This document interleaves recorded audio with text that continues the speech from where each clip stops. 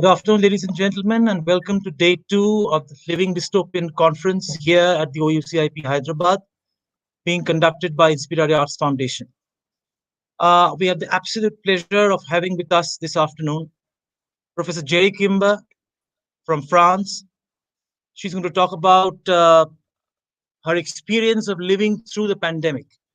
From GERRI's title, and she will, of course, give you her title, is drawn from a quote from Colette, the French writer Colette, which talks about solitude. She begins with that solitude, which we have all confronted over the last year or so. To introduce our very distinguished speaker today, KIMBER is visiting professor in English at the University of Northampton, a fellow of the Higher Education Academy, and former chair of the Catherine Mansfield Society. She is co-editor of Catherine Mansfield Studies, the peer-reviewed annual yearbook of the Catherine Mansfield Society, published by Edinburgh University Press. She's the author of Catherine Mansfield, The Early Years, 2016, Catherine Mansfield and the Art of the Short Story, 2015, and Catherine Mansfield, The View from France, 2008. She's the series editor of the 4-volume Edinburgh edition of the collected works of Catherine Mansfield. GERRI is co-editor of further 20 books in addition to numerous journal articles, and is also a professional book reviewer, notably for the Times Literary Supplement. Without further ado, I request GERRI to initiate talk today and give us insights of how the pandemic was as an experience in France, in Europe, because we have all been talking about our own countries, our own regions. So now we need to broaden our view of the entire pandemic situation worldwide. So this is a worldwide kind of pandemic. So GERRI, The View from France. Thank you very much. So the title of my talk today is Solitude is a Heady Wine, a Bitter Tonic, a Poison, Life in the Time of COVID. In French writer Colette's posthumous autobiography, seamlessly drawn from a lifetime of her personal writing by Robert Phelps in 1975, is to be found the following quotation: "There are days when solitude is a heady wine that intoxicates you with freedom, others when it is a bitter tonic, and still others when it is a poison that makes you beat your head against the wall. There can be few of us in the world who have not at one moment or another in the past year reacted in one or more of these ways to the solitude enforced upon us by a global pandemic. For many of us, and certainly those of us working in academia, there had up to that point never been enough hours in the day, never enough time to research, to write, to mark, to supervise. Life had become an almost endless wheel in motion, rarely stopping to let us draw breath. And then, suddenly, confined to our homes, we found we had time to do all of these things, but could not, from fear, worry, and anxiety. When the COVID virus started to become headline news in January 2020, I was preparing for a 5-week research trip to New Zealand from my home in the south of France. No one at that time could predict how the virus would spread, but towards the end of my stay in Wellington, the world started to close down. I made it back home just in time, and this is my story, my life in the time of COVID. Before I left for New Zealand on the 2nd of February 2020, the world had had just a few short weeks to think about, worry about COVID-19. According to the World Health Organization's own timeline, it was only on the 31st of December 2019 that the Wuhan Municipal Health Commission in China reported a cluster of cases of pneumonia, and only several days after that, a new coronavirus was identified. Soon, the news coming out of China was disturbing. The total confinement of Wuhan on January the 23rd, a city of 11 million people, with residents confined to their houses and transport networks shut, left the West wondering what on earth was going on. Did we need to be worried? The number of cases in Europe trickled in and then started to rise. Meanwhile, international leaders such as Boris Johnson in the UK was saying that it was perfectly safe to go about our normal business, shake hands, and he even encouraged the mass gathering of enthusiasts at one of Britain's foremost horse racing events, the Cheltenham Festival, between the 10th and 13th of March. Naturally, I started to become a little anxious about my long journey to one of the most remote countries on earth, travelling from Toulouse in the south of France to Wellington via Munich, Singapore and Melbourne. Just before I left, I went to 2 local medical equipment supply shops and asked if they had any face masks. They looked at me blankly. Ditto the local pharmacy, they had sold out. At my hairdresser's, I explained my concerns, and she went out to the back of the salon and returned with half a dozen paper masks used by beauticians to limit the inhalation of fumes from nail varnish. Not exactly medical grade, but that was the best I could do. The most worrying thing of all was that on Amazon, you couldn't buy a face mask for love nor money. So who was buying them? Should I really start panicking? It had taken me the best part of a year to plan my research trip and obtain the necessary funding. Together with a colleague from the Sorbonne in Paris, I had been contracted to edit all of Katherine Mansfield's letters for a new 4-volume edition for Edinburgh University Press. Mansfield is New Zealand's most revered dead author, and most of her precious manuscripts have been acquired since the years following her death in 1923 by the National Library of New Zealand in Wellington.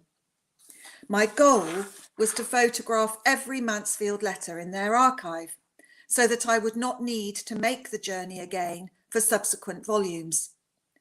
It was an essential trip, and the thought of not going was impossible to countenance.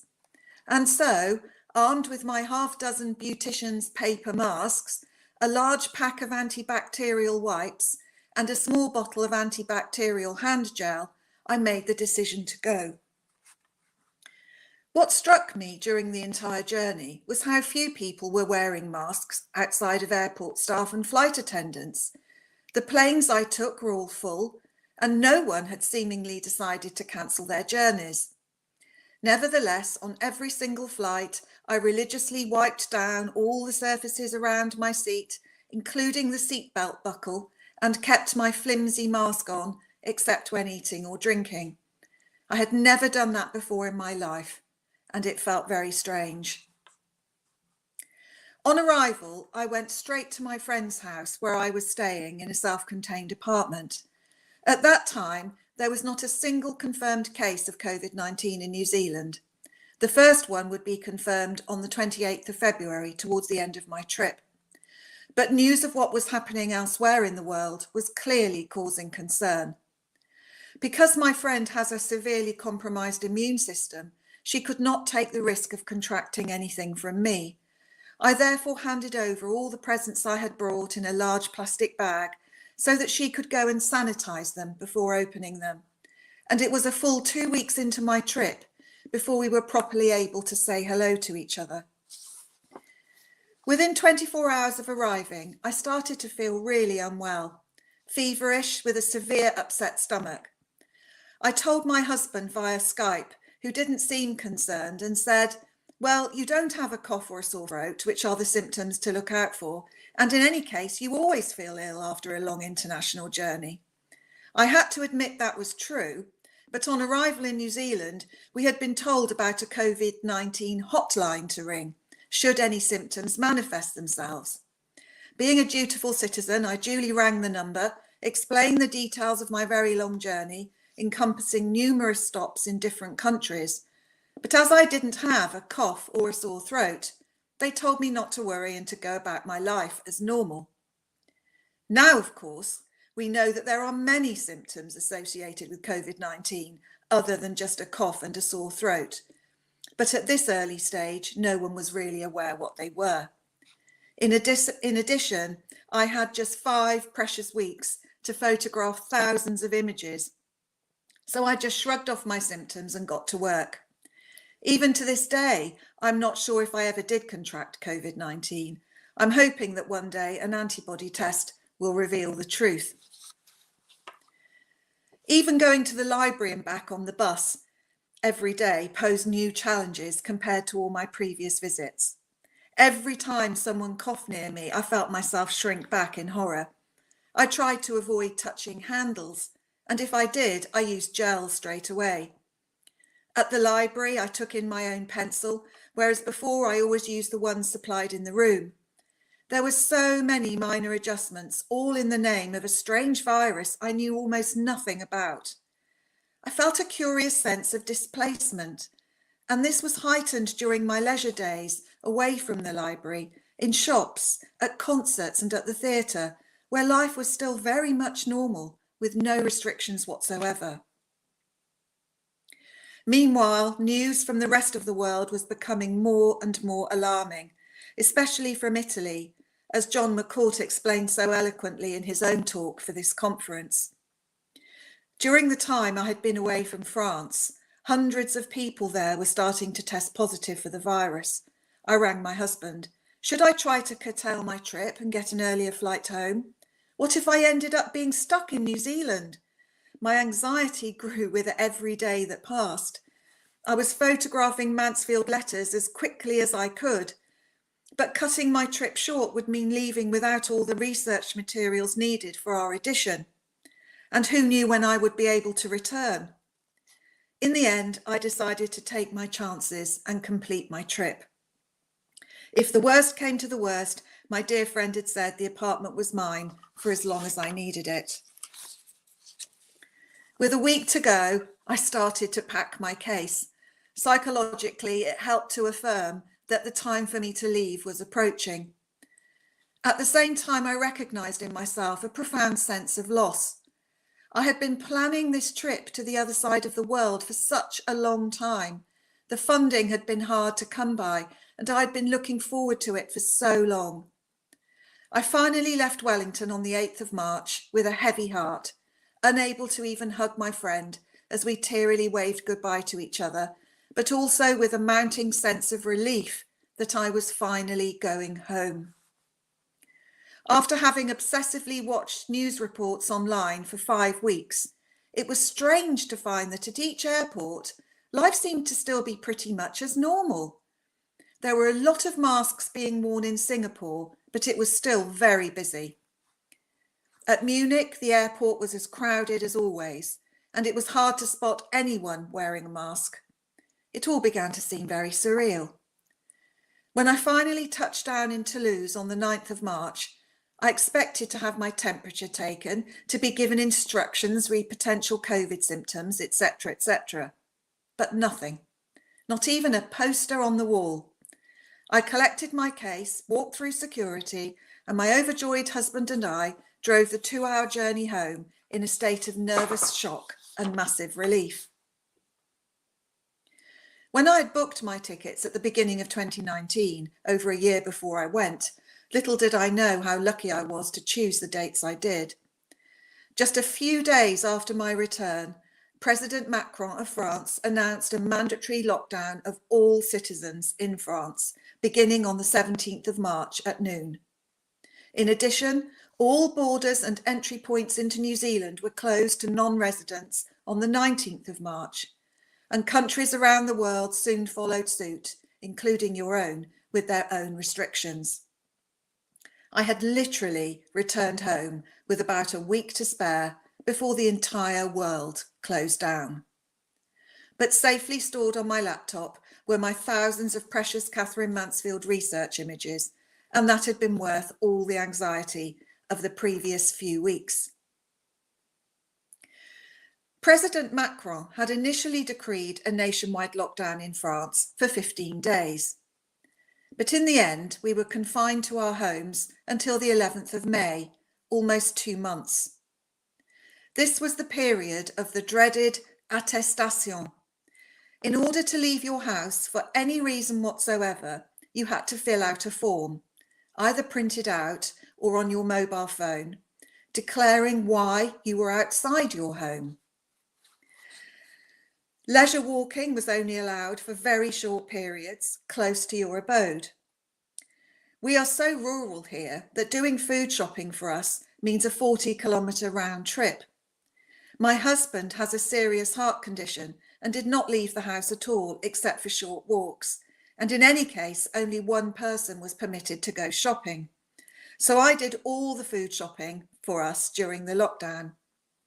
There were frequent police spot checks, and I was stopped twice by machine gun wielding gendarme, checking that I had filled out an attestation and also asking for ID. They weren't friendly. Instead, it was nerve-wracking and unsettling. According to official statistics, up to the 7th of April, more than 8 million police checks were made and more than 500,000 fines issued for failure to respect France's strict confinement rules. In moves not seen since the Second World War, citizens started reporting the behaviour of their neighbours, which included walking their dogs too often. Apparently, a woman even denounced her husband for making an illegal journey to see his mistress. Never before in my life had I queued to go into a supermarket. But now there were strict numbers on how many people could be in a shop at any one time. A friend and I started texting each other which time of day had the smallest queues. I honestly felt like I'd time travelled to Moscow circa 1972 during the Cold War and the infamous queues for the most basic of foodstuffs and household goods. And yet here we were in a sophisticated first world country like France. We were lucky though, in the sense that no one really panicked in the shops and all the shelves stayed full, except for flour and pasta, but even they were back in stock after a couple of weeks. For my relations in the UK, life was very different. The panic buying meant everyday staples were hard to come by for several weeks, causing much frustration and anxiety. And so we started to become accustomed to our new lockdown life. By the end of March here in the Languedoc, the weather was warm enough to sit outside on our garden terrace. We enjoyed the serenity and calm of our little village and felt sorry for those in large, expensive cities like Paris, confined to tiny apartments with no outside space. From my work point of view, everything moved online. Sadly, one by one, all the numerous conferences I had either co-organised or been invited to speak at fell by the wayside. One in particular, which I'd been working on since January 2019, was very close to my heart. A whole week of events celebrating the 50th anniversary of the Catherine Mansfield Menton Fellowship, in conjunction with the town of Menton on the Côte d'Azur next to the Italian border. This was the town where Catherine Mansfield spent many months of her short life and where she wrote some of her most celebrated stories, such as Miss Brill, The Daughters of the Late Colonel, and Life of Ma Parker. Every year for the past 50 years, a famous New Zealand writer has been invited to spend 6 months at Mansfield's former home. And so, working in conjunction with the French Embassy in Paris and the Fellowship Committee in Wellington, who I met during my visit there, a scintillating week of events celebrating Mansfield as well as France-New Zealand relations was planned for the 3rd week in September 2020. My job as the then president of the Catherine Mansfield Society, a post I held for 10 years, was to organise a 2-day academic symposium midway during the week. On the 20th of March, the decision was made to cancel the week of celebrations, which so many of us had been working on for so long. A truly bitter blow. Elsewhere, a conference on Aldous Huxley in the south of France, planned for April 2020, at which I had been invited to speak, was also cancelled, as was a conference in Coburg, Germany in September on British literary travellers in Germany, which I'd been invited to speak at. The annual Catherine Mansfield Society birthday lecture in London in October was also cancelled. Academic conferences worldwide, realising the gravity of the situation, slowly started to move online where they could. And a year on from the start of the pandemic is this conference today. But of course, the experience is not the same. Networking at conferences is the very lifeblood of the busy international academic, and one of the few perks of working in this overworked, underpaid profession. Zoom meetings and events now became the norm as worldwide travel stopped. We stayed at home, talking to neighbours across the garden wall, FaceTiming family and friends, and getting used to a life of restriction and confinement. Cases of COVID and associated deaths rose in France to a worrying degree, but then gradually started to subside. From mid-May onwards, the confinement rules started to relax, and the first lockdown officially ended on the 10th of July. I immediately went to England for 2 weeks to see my family. The airport at Toulouse was more or less shut down. No shops or restaurants open, just one more small takeaway coffee sandwich place. My husband chose to remain in France due to poor health. It certainly felt very strange being able to travel again, but as someone who normally travels on a plane at least once every 3 months, I relished every minute of it. On my return to France towards the end of July, it was clear that things were not going well. Indeed, by the 28th of August, France had set a record for the number of new cases reported in a single 24-hour period, then over 7,000. And the news just kept getting worse. On the 15th of October, France became the first country in Europe to record more than 30,000 cases in a single day. And just 10 days later, on the 25th of October, daily cases of COVID went over 50,000 for the first time. It was clear that our freedoms were no longer sustainable. And on the 28th of October, in a televised address to the nation, President Macron announced that France would enter a second nationwide lockdown from the 30th of October that would last until at least the 1st of December.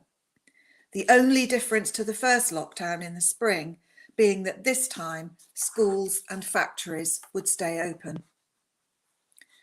On the 28th of November, non-essential shops and services reopened, but sadly not bars and restaurants. And with the addition of a national curfew between 6 p.m. and 6 a.m. every day, brought in on the 16th of January this year. And that is essentially where we are today. Almost 4 months later, we now have a curfew that starts at 7 p.m. because of the lighter evenings. Aside from France's borders remaining mostly closed to non-essential travel, daily life is almost normal up until 7 p.m, when we are once more confined to our homes, with the dreaded attestation once more needed for any journey made after that time. And gendarmes continue to be vigilant in their roadblocks, making sure that no one is breaking the rules. We do have a social life of sorts, but everything has now been moved to the early afternoon, including the famous French apéritif, so that we can all be home again by 7 p.m. Unlike in the UK and elsewhere, during those non-curfew hours, there are no set restrictions anymore on who we can meet and where or when. But as I prepare this talk, the situation in Europe is disintegrating rapidly as we enter what is now being called a COVID third wave, with a steep rise in cases again and associated deaths. The vaccine rollout in Europe has been painfully slow, not helped by political infighting, which means that COVID is still very much on the attack rather than on the retreat, as it is, for example, in a small handful of countries such as the UK and Israel, whose vaccination rollout has been nothing short of miraculous. Meanwhile, half of Italy has just gone into a total lockdown for the next 3 weeks, and the French government is looking set to make some further restrictions shortly as Paris's hospitals become overwhelmed once more, and patients are now being airlifted to other parts of the country where there are still beds. It sometimes feels that this nightmare will never end. Sorry.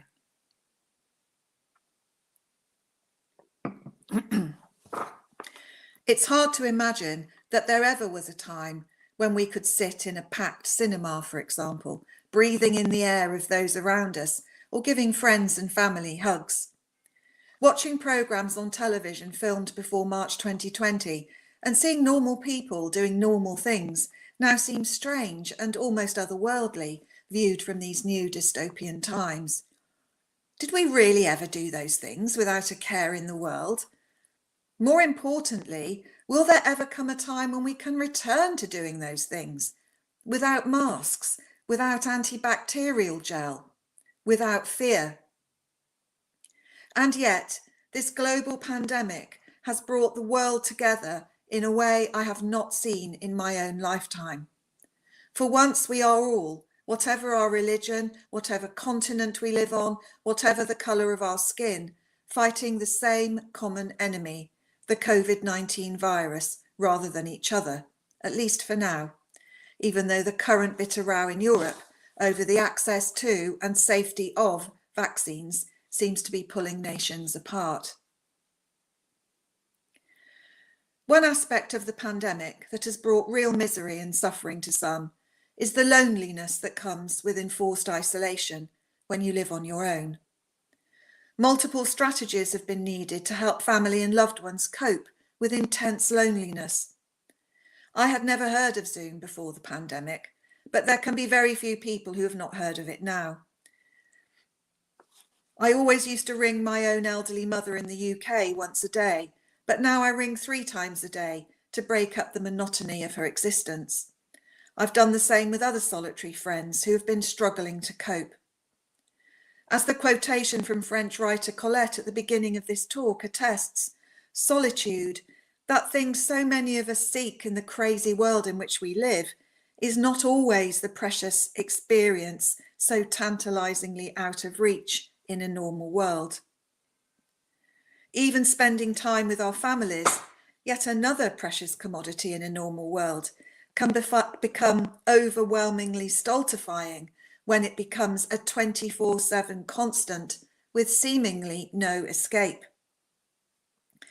As famous crime novelist Patricia Highsmith once confessed in her journal, "One situation, maybe one alone, could drive me to murder: family life, togetherness."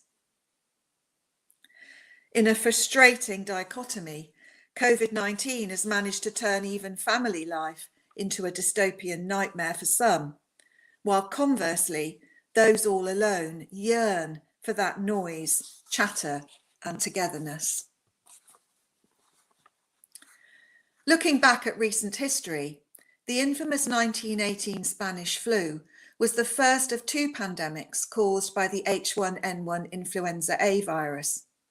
It lasted for over 2 years, from February 1918 to April 1920, and is estimated to have infected 500 million people, about a third of the world's population at the time, in 4 successive waves. The death toll is typically estimated to have been somewhere between a conservative 17 million to a possible high of 100 million, making it one of the deadliest pandemics in human history. As one commentator noted, as bad as things were after World War I, the worst was yet to come, for germs would kill more people than bullets. To put our own pandemic into perspective, as I talk to you, there have been 120 million reported cases of COVID-19, 68.1 million of whom have fully recovered, and 2.66 million have died. The difference during 1918 to 1920 was that 4 intense years of war had led to global ill health caused by malnourishment, poor hygiene, insufficient hospitals and medical staff, all of which was able to promote this superinfection, killing most of its victims as a result.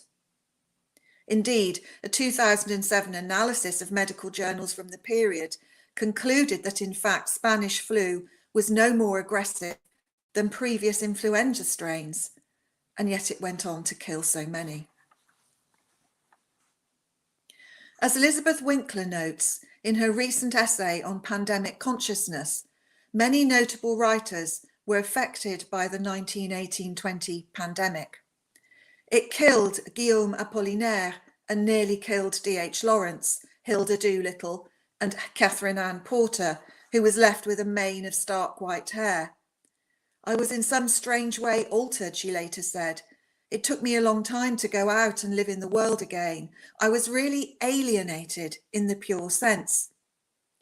Meanwhile, W.B. Yeats nursed his infected pregnant wife through illness, and T.S. Eliot fretted that the flu had damaged his mind. Virginia Woolf, of course, knew a thing or two about being ill.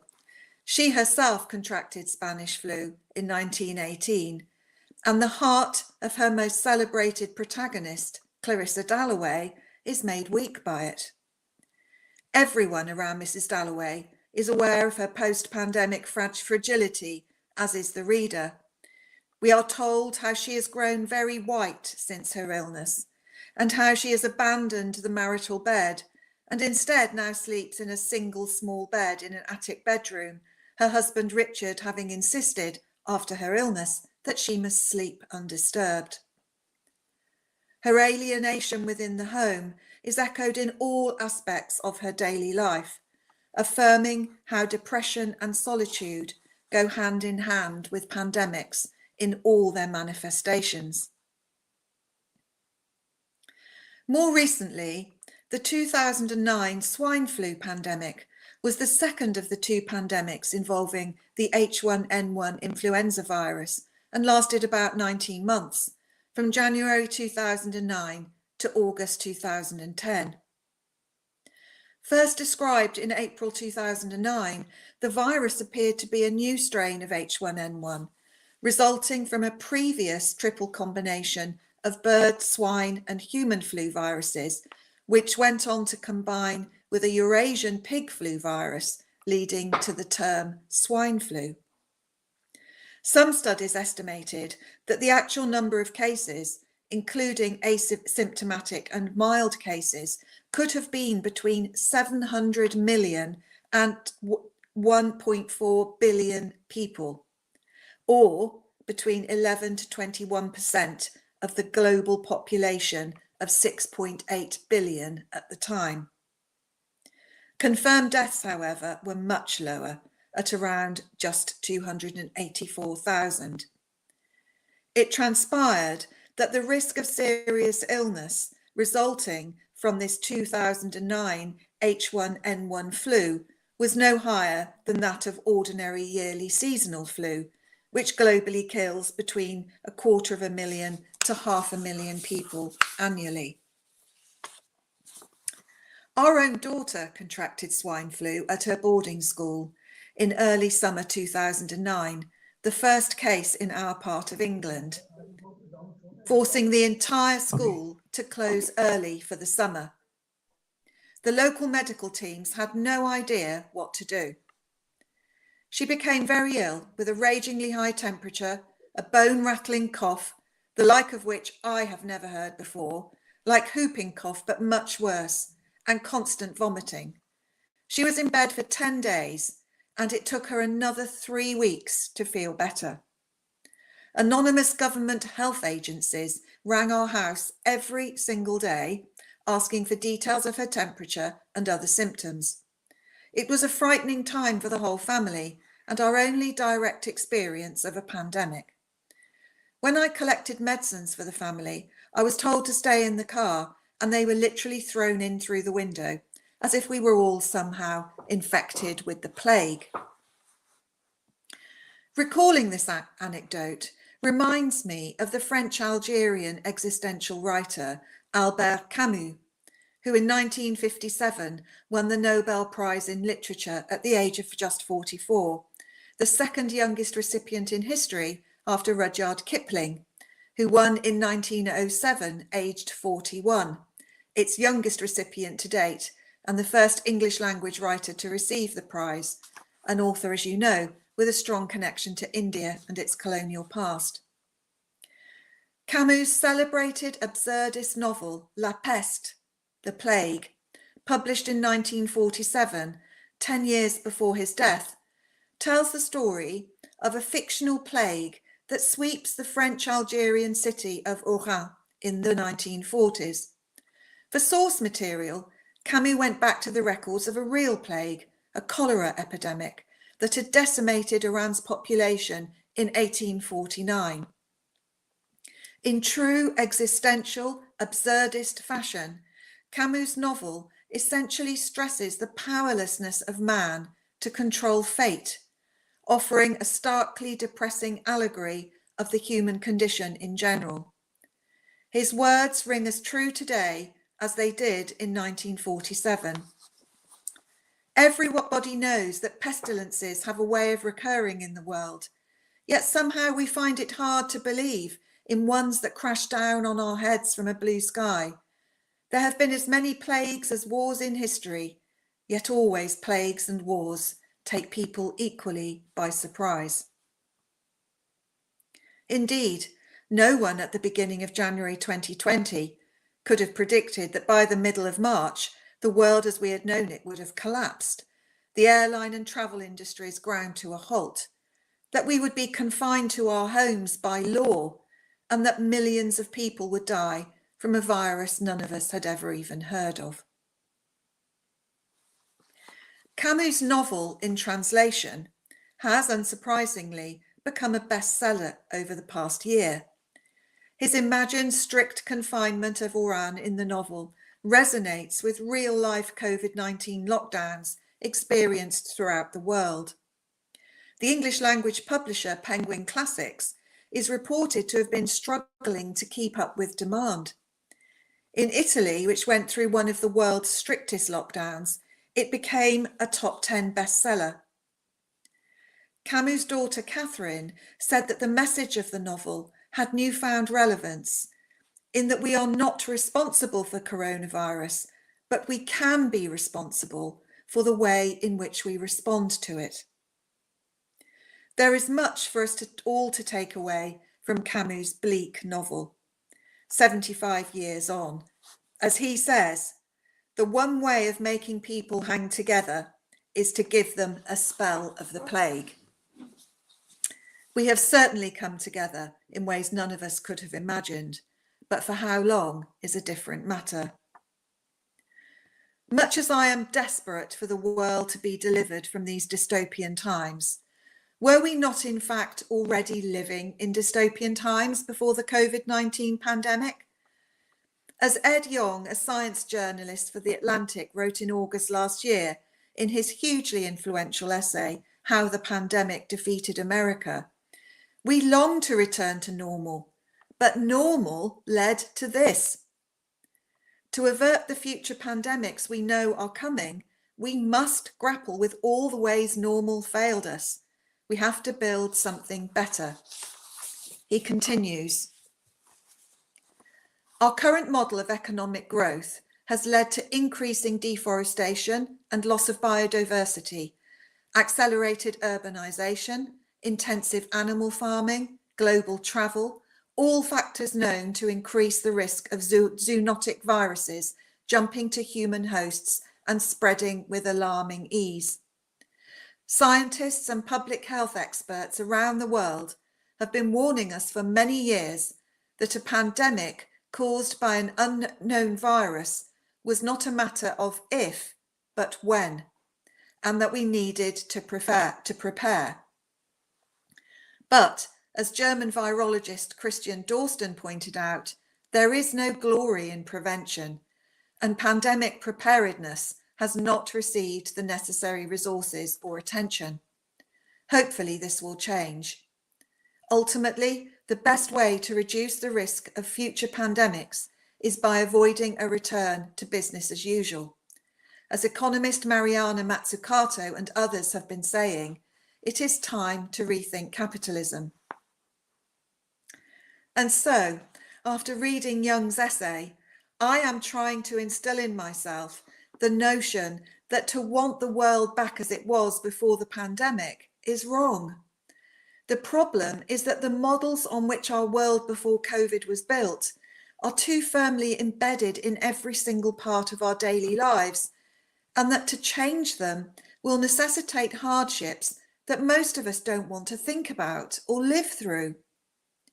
The status quo is always the easiest option, but it may not lead to a happy resolution, either for our planet or its inhabitants. Echoing this sentiment, towards the beginning of this current pandemic, academic Elizabeth Utke noted how our reality doesn't simply shift in a pandemic, it becomes radically uncertain. Indeed, uncertainty is the reality. I think I speak for many of us in saying that the sheer unpredictability of COVID-19 is what generates the most fear inside us. If we knew that in December 2021, say, the virus would finally die a miserable death and be no more, or at least be permanently beatable with the use of vaccines, we could start to rebuild our shattered communities, countries, and economies, hopefully in more sustainable ways going forward. But instead of certainty, we are faced with nothing but questions for which there are no answers. As Uta affirms, the unpredictability of the COVID-19 virus and all we don't know about it means we have no idea where we are in the story, or even what story we are in. Is this the first wave of something even deadlier to come? Have we reached the top of the curve? What's the scope of the tragedy? Is the economy the real story? What do we think we know now that may prove to be fatally wrong? Attempting to make sense of these unanswerable questions has frequently been the role of literature, cinema, and the arts in general, which offer a depressurizing mechanism for us as humans, either to make sense of the nonsensical world around us, or to emphasize the absurd and irrational aspects of it, and thus somehow deflate its seeming power over us. Dystopian novels such as 1984, Brave New World, or The Handmaid's Tale, and myriad films based on similar scenarios, whilst showcasing frightening and exaggerated political and environmental possibilities for human society, also somehow assuage our fears. For surely we will never let the world become so horrific, and surely there will be leaders who will be able to show us the path away from the brink of such calamitous possibilities. What this pandemic has also revealed, I think, is that even as the arts were forced to shut down, somehow they became one of the most sustaining ways of coping with our upturned world. Pandemics thrive on movement of human hosts. Confinement inhibits their spread, but at a real cost to the artistic world, as theatres, cinemas, art galleries, concert halls and museums around the globe have learnt to their cost, for they are reliant on the free movement of people. During the early severe lockdown in France, even online shopping hubs such as Amazon were restricted from selling books and other non-essential items, such as art materials, in order to focus on things deemed essential, such as IT goods, health products, food and pet food. Amazon took the French government to court and lost, and it was several weeks before goods started shipping out normally again. But the arts can offer solace in times of distress and loneliness, and so new strategies have been called for. Some of the world's major museums, such as the Louvre in Paris, have offered free virtual tours, enabling access to millions of people. There are free online art history courses and painting classes on television, including live figure drawing classes. During the first severe lockdown here in France, a group of us set up an online painting challenge. An art teacher proposed a topic a day to paint, and we all shared our efforts on Facebook. For me personally, this has revived my love of painting, which used to mean so much to me, and which I had thought lost forever in the all-consuming role of academic over the past 20 years. During the 2 months of the first lockdown, I ended up producing almost 60 paintings, many of which I subsequently gave away to family and friends. For me, it is one of the true positives to come out of this pandemic, for I know I would never have undertaken such a project otherwise, and my artistic flair would have remained ever dormant, subsumed by my more mundane academic life. And as I mentioned earlier, some books, such as Camus' The Plague, have spoken to us in a way we could never have envisaged. This has happened before, and people did survive and become stronger. Ultimately, the arts are not a luxury. They can offer a much needed sanctuary in times of crisis. Thank you. Thank you so much for a wonderful presentation, foregrounding your own experiences. I mean, problems with academia, we often use secondary experience as a secondary material of experiences. I mean, we do not talk with one hand on our breasts. Talk so much, so wonderfully about the entire experience of traveling to New Zealand, coming back, the paintings that were in and out of cities, and the society when of the spaces of the pandemic to us, metaphorical and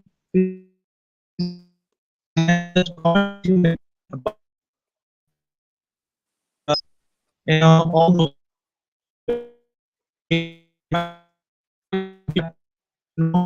has spawned the pandemic, spread the pandemic amongst us. That was a wonderful GERRI. The thing is that our conference has been enriched absolutely by your view from Europe, your view from France, the kind of globalism that was there, not just in the sheer travel, but again in the travel of ideas, and how at every stage of that travel, of that sojourn in New Zealand, working on Mansfield's letters, you are confronted with the reality around how literature and so to have you at the conference, GERRI. I'm absolutely sure that all the listeners online, in fact, John has introduced this.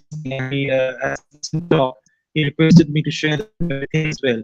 So, John as well, and all of us thoroughly enjoyed your experience, your talk, and the way in which you put everything. Thank you so much, GERRI, for joining the conference. Thank you very much. It's been a pleasure. And now in